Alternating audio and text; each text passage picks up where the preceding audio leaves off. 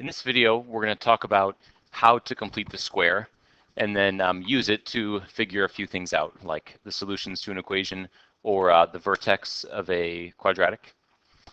So for this first example, I'm going to go through these 6 steps to complete the square. And now, when you complete the square on your own, you don't really do these 6 steps. It's really a 2-step process.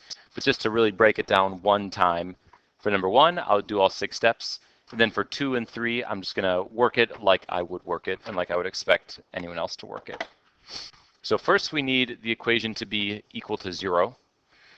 Let me move this over. So I'm going to subtract the 3. That gives us x squared plus 8x plus 3 equals 0.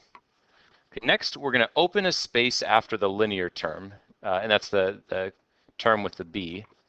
So x squared plus 8x, we're going to say plus something, then put the 3. And we're also going to put minus something equals 0. All right, and so after that, we are going to take half of b, half of the linear coefficient, which is 4, and then we're going to square that. 4 times 4 is 16.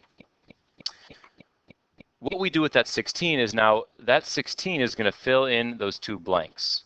So it's x squared plus 8x plus 16 plus 3 minus 16 equals 0. So notice 16 minus 16 cancels, and that's what allows us to just throw this seemingly random number into our equation.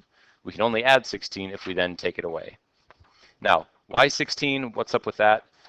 Well, what happens when we do this half of b and then multiply it by itself? What that guarantees is that this trinomial now, this group that includes the 2 x's, it's going to be factorable into the same exact 2 factors. So look at this. When we factor it, to get x squared, it's going to be x and x. And then the 2 things that multiply to 16 that add to 8 are both 4.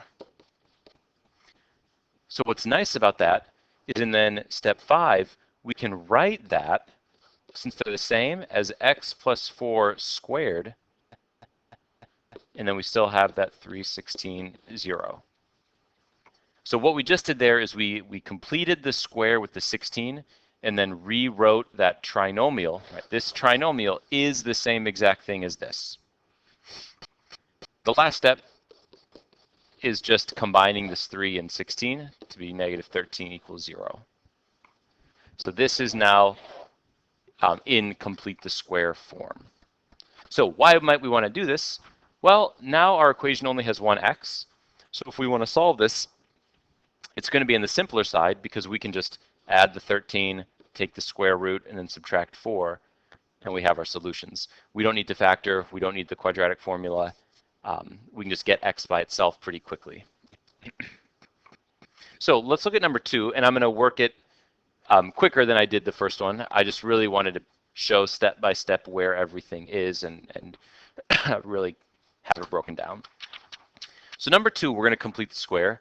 But notice here it's in the function form, the y equals. So we don't have to worry about equaling 0. It's good to go. So what I'm going to do is I'm going to open up that space. I'm going to fill in that missing group that makes this perfectly factorable. Then plus 5, but then minus. Okay, so now I do that 6 over 2. That's 3. And then 3 times 3 is 9. So it's 9 that I'm adding and subtracting. So now I'm almost finished. Right now I go into the perfect factors. Well, what times what is x? X. And then what times itself is 9 and adds to 6? 3 and 3. Positive 3 and positive 3. So this is the factored form. This is equal to that. It's very important to understand that this group is equal to the top group. And then 5 minus 9 is minus 4. So there it is. Now, just one quick thing to point out about this. When I look at this equation, I know the vertex real quickly is negative 3, negative 4. I mean, that took a second to think about and write down. Whereas to get the vertex up here, we'd have to go through that negative b over 2a process and then plug that in to get the y. So one benefit to completing the square is you can see the vertex really quickly, and we can do things like graph and whatnot really quickly. Let's just look at completing the square on this last one here, number 3, just to see it one more time. So I'm going to open up those two blanks.